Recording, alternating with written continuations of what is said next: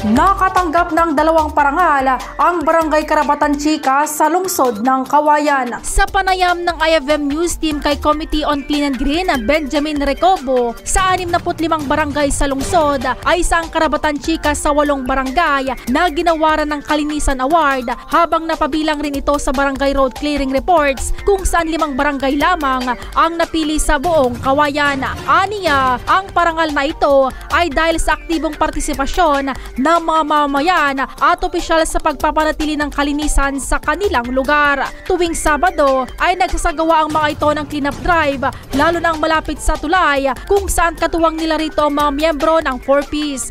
Bukod dito, mahigpit pa rin ipinapatupad ang tamang pagtapon ng basura at paggamit ng mga material recovery facility sa lugar. Para sa IFM News, ako si Idol Casey Fernando.